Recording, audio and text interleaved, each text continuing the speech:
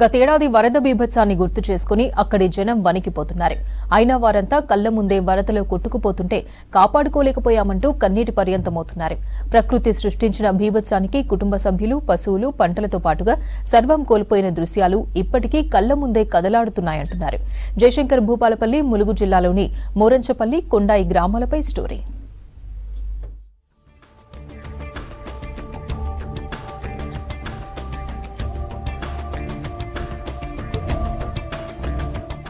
గతేడాది జూలై 27 అర్ధరాత్రి భారీ వర్షం కురుస్తోంది.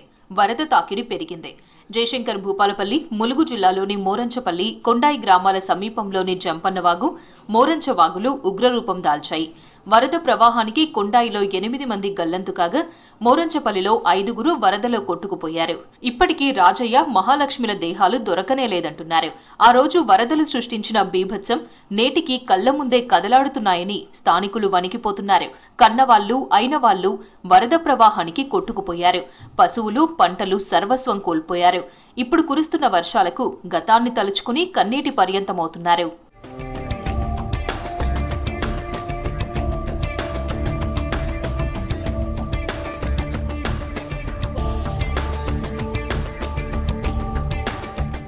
చిన్నగా వర్షం కురుస్తుంది. చల్లటి గాలి, ఉరుములు, మెరుపులతో వాన పడుతోంది.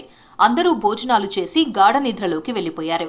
ఒక్కసారిగా మోరంచవాగు ప్రవాహంతో గ్రామంలోకి నీరు వస్తున్నాయని గుర్తించారు. అర్ధగంటలోనే వాగు ప్రవాహం పెరిగి చూస్తుండగానే ఒకేసారి వరద పెరిగి ఇళ్లలోకి చొచ్చుకొచ్చింది. వరద ప్రవాహం పెరగడంతో ఇళ్లపైకి ఎక్కి ప్రాణాలు కాపాడుకునే ప్రయత్నం చేశారు. అంతలోనే గ్రామంలో 5 గల్లంతయ్యారు. కర్రకు కట్టేసిన పశువులను అలాగే వదిలేయడంతో అవి మృత్యువాత పడ్డాయని దుఃఖం వెళ్లబుచ్చుతున్నారు. ఇప్పటికీ 2 దేహాల ఆచూకీ లభించలేదని వాపోతున్నారు. మా ఊరు లిఫ్ట్ మీదనే ఆధారపడి బతుకుతుంది. ఆ లిఫ్ట్ కొట్టుకుపోయి మోటార్లు ఇప్పటి వరకు రిపేర్ కాలేదు.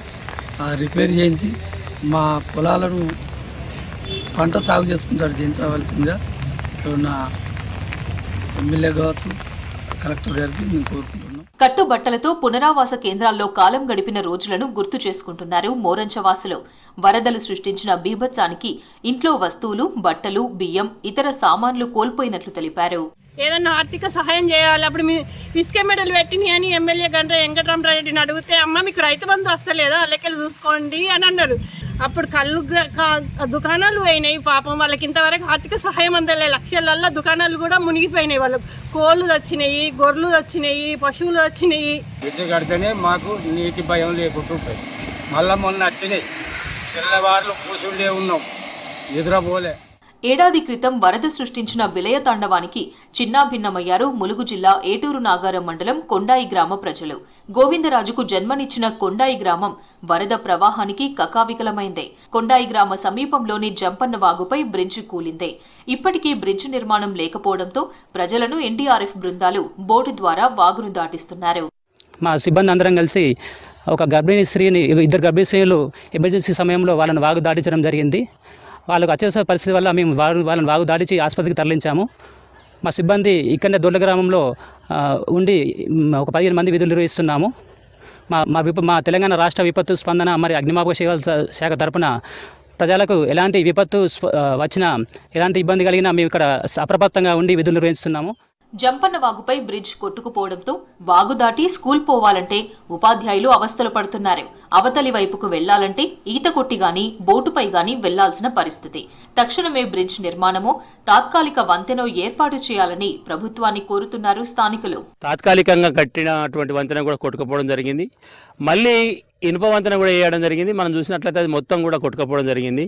త్వరగా రాష్ట్ర ప్రభుత్వం మేలుకొని వెంటనే పర్మనెంట్ సొల్యూషన్గా ఒక మంచి ఒక వంతెన నిర్మించి ప్రజల ఇక్కట్టు తీర్చాలని నేను కోరుకుంటున్నాను. ఈ గోవిందరాజులు ఈ కొండాయి గ్రామం నుంచే మేడారం జాతర పోతాడు కాబట్టి ఈ గ్రామాన్ని ఆలోచన చేసి ఆ ఎత్తైన బ్రిడ్జి అంటే హై లెవెల్ బ్రిడ్జి కట్టి వచ్చే భక్తులకు కానీ ఇక్కడున్న ప్రజలకు పోవటానికి కానీ చాలా సానుకూలంగా ఉంటుంది. పోతా అంటేనే ఇక మేమందరం ఇక్కడ సామాన్లు చదువుకుంటా అంటేనే చదువుకొని బిల్డింగ్ ఎక్కినాం. కొంతమంది పోయిన వాళ్ళు ఇక ఆగొచ్చింది, అటు నుంచి ఆగు ఇటు నుంచి ఆగు, ఇక అటు ఇటు ఇక తోచినట్టు అయింది. ఆ మనుషులు అందులో పడిపోయింది. కాకపోతే వరదలు వచ్చినప్పుడు మమ్మల్ని క్వారంటైన్లో తీసుకుపోతాను. అక్కడ తీసుకుపోయి మళ్ళీ ఇక్కడికి తీసుకొస్తాను. కానీ మాకు పూర్తిగా ఒక హామీ ఇచ్చి మాకు సమస్యలు పరిష్కరించాలి. కొండాయి గ్రామంలో వరద ఉధృతికి 8 మంది గల్లంతయ్యారు. అప్పట్లో మంత్రి సీతక్క ఆధ్వర్యంలో స్వచ్ఛంద సంస్థల సహకారంతో ప్రజలకు నిత్యావసర సరుకులు అందించారు. అయితే ఇప్పుడు మాకు ఒక బోటో ఏదో ఒకటి ఇక్కడ ఏర్పాటు చేస్తే ఇటు నుంచి అన్న దగ్గర నుంచి దాటిపోతాం. అది లేదు, ఈ ఇల్లు కట్టిస్తామన్న పరిస్థితి లేదు, ఎక్కడ ఎత్తైన ప్రదేశాన్ని చూపించే పరిస్థితి లేదు. అధికారులు వస్తారు పోతారు, ఏంటంటే మీరు ఇక్కడ ఉండద్దు అక్కడ ఉండద్దు మేము చెప్తాం అది ఏదని చెబుతారే తప్ప ఇప్పటికి చేసింది అయితే ఏమీ లేదు.